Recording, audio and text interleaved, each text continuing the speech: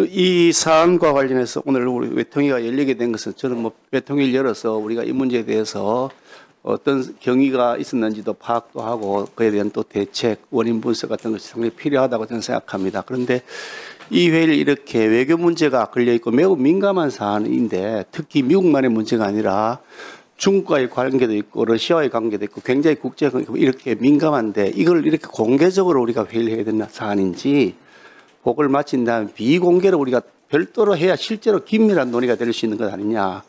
자칫 국회가 국가의 안전보장엔 뒷전이고 정쟁을 통해서 대한민국의 국익을 훼손하는 것이 아니냐 이런 우려가 있습니다. 그래서 이게 민감한 외교적 문제를 공개적으로 할 사안이 아니라고 한다면 비공개로 하시는 것이 국익에 부합한다는 생각을 가지고 있다는 말씀을 드립니다. 예, 그 문제는 말씀하십시오. 네, 간사 김영배입니다. 지금 굉장히 상반되는 말씀을 주셔서 당황스러운데요. 외교부 장관은 조금 전에 설명을 하면서 외교 정책적인 문제가 아니고 연구기관의 내부 안전 내지는 보안 관련된 규정에 따라서 이번에 민감국가로 지정된 것이지 미국의 외교 정책과 관련된 사안이 아니다라고 설명을 거듭 했습니다. 그런데 이 우리 외통위 회의를 지켜보고 있는 국민들께서는 이게 외교 정책적인 이유 때문에 오늘 민감국가로 지정되게 된 결과를 초래한 것 아니냐. 즉 핵무장론이나 우리 내부에서 미국의 NPT 체제를 준수하지 않을 수도 있다. 라는 한국 정부에 대한 우려 때문에 민감국가로 지정된 게 아니냐라는 우려도 제기되고 있고 거기다가 비상계엄 사태 이후로 비상계엄 과정에서 미국과 전혀 협의가 없이 군대를 이동시키고 특히나 북한을 자극해가지고 외환을 유치하려고 했던 거 아니냐라는 의혹까지 받고 있으면서 그러니까 미국이나 이 주한미군 사령관 입장에서는 한국이 이게 이제 NPT 체제를 준수하지 않을 뿐만 아니라 독자적으로 한미동맹의 근간을 흔드는 독자적 군 이동이나 군 활동을 명령할 수도 있는 거 아니냐.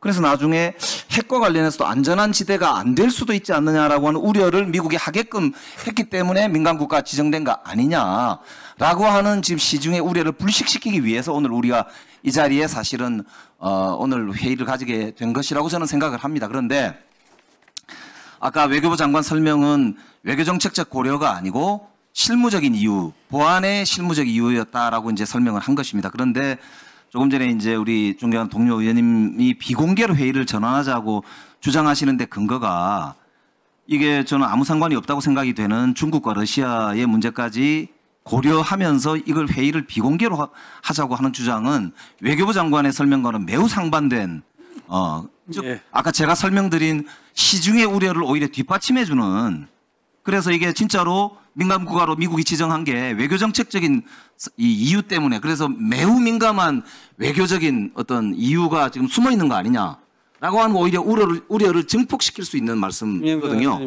저는 이거에 대해서 명확하게 선을 긋고 이제 진행할 필요도 있겠다. 그래서 오히려 정말로 우리가 회의를 비공개로까지 해야 되는 외교정책적 고려사항 심각한 우려가 있는 민감한 사항이 어떤 게 있는지를 외교부 장관께서 명확하게 답변을 해주시고 국민적 우려를 불식시킨 다음에 그 다음에 회의를 진행해도 늦지 않지 않느냐 이런 생각을 말씀을 드리고요.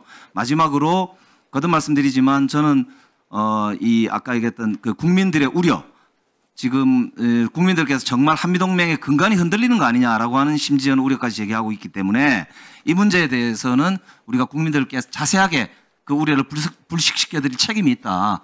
그 말씀을 드리면서 오늘 회의를 국민들과 함께 진행을 해야 된다. 이 말씀을 드립니다. 이상입니다. 자, 그러면 지금부터 잠시만 주목해 주시기 바랍니다. 제가 구독자분들을 위해서 선물 하나를 준비했는데요. 제가 항상 여러분들께 드리는 말씀이 있습니다. 뉴스만 평소에 잘 챙겨보셔도 돈이 되고 돈을 벌 수 있다라고 말씀을 드렸는데요. 여러분들은 여기 보시는 삼성전자 뉴스를 보고 어떤 생각이 드세요? 아니면 정치인들의 뉴스, 날씨 뉴스를 보고는 어떤 생각이 드시나요? 그냥 뉴스만 보고 끝내는지 아니면 이 뉴스를 어떻게 이용할 수 있는지 이 부분을 고민하고 계시는지를 되물어보고 싶습니다. 그 이유가 뭐냐 하면 제가 지난번에 여러분들께 뭐라고 말씀을 드렸었죠? 지금은 반도체 섹터를 눈여겨보셔야 한다고 말씀드렸습니다. 그리고 나서 이런 썸네일들 뉴스를 통해서 많이 보셨을 겁니다. 반도체 내용이 이슈가 됐을 때 부자들은 어떻게 생각한다? 반도체 관련주들은 뭐가 있는지, 어떤 종목이 가장 좋은지, 어디에 투자해야 돈이 몰리는지 자연스럽게 생각한다고 제가 말씀을 드렸죠. 그 이유가 뭐냐 하면 부자들이 봤을 때는 이슈가 곧 돈으로 이어지고 그 이슈가 나에게 돈을 벌어준다는 경험적 확신이 있기 때문에 부자들은 항상 이런 사회적 이슈를 관심 있게 챙겨본다고 제가 말씀을 드렸습니다. 이번에도 마찬가지인데요. 제가 지난번에 시청자분들과 함께하는 주식으로 수익 내기 이벤트를 진행했었죠. 당연히 100% 무료로 진행을 했었고요. 여기 보시면 아시겠지만 제가 지난번에도 구독이라고 보내주신 모든 시청자분들께 반도체 관련주 중에 가장 크게 급등할 딱 한 종목, 많은 종목도 아니라 한미반도체 한 종목을 여러분들께 추천드렸어요. 그러면서 여기 나와 있는 대로 정확히 얼마에 매수해야 하는지, 그리고 수익률이 어느 정도 나왔을 때 팔아야 하는지를 이런 부분들까지 여러분들에게 정확히 알려드렸었는데 지금 실제로 어떻게 되었다? 오른쪽을 보시면 아시겠지만 제가 지난번 문자 발송으로 이 한미 반도체를 소개해드리고 나서 실제로 이렇게 5배 이상 어마무시한 상승이 나왔습니다. 100만 원만 투자를 했어도 무려 500만 원이 넘는 수익금이 생긴 거죠. 그래서 당시에도 굉장히 많은 분들이 제가 드린 이 한미 반도체로 수익을 내실 수가 있으셨을 텐데요. 다시 한번 축하드린다고 말씀을 드리겠고 이번에도 마찬가지입니다.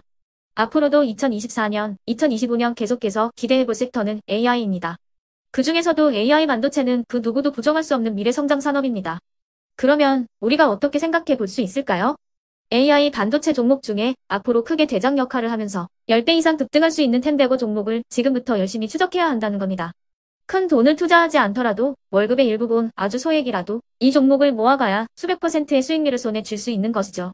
지금 여러분이 보고 계시는 이 유튜브 또한 AI 반도체와 아주 밀접한 연관이 있고 반도체야말로 대한민국의 핵심 산업으로 앞으로 더더욱 시장은 성장할 수밖에 없습니다. 그렇기 때문에 제가 이번에도 뭘 보내드리고 있냐면 지난번과 똑같이 구독이라는 문자를 보내주시면 제가 AI 반도체 관련주 중에 앞으로 대장주 역할을 하면서 주가가 가장 크게 급등할 한 종목을 여러분들께 문자 발송으로 종목명과 사고 파는 시점을 모두 알려드릴 건데요. 그 문자를 받고 여러분들이 주식으로 돈 버는 연습을 한번 해보셨으면 좋겠고요. 혹시라도 나는 주식을 하지 않는다 하시는 분들은 주변에 주식하시는 지인분들에게 말씀을 해주셔도 되고요.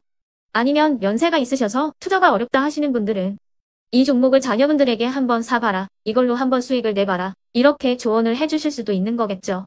그래서 지금 이 영상을 보시는 시청자분들 중에 나도 이번 종목이 좀 궁금하다 하시는 분들은요. 누구나 상관없이 그리고 어느 시간대나 상관없이 부담없이 010-2514-5930번으로 구독이라는 문자 보내주시면 제가 이번에도 똑같이 무료 추천 급등주 문자를 보내드리겠습니다.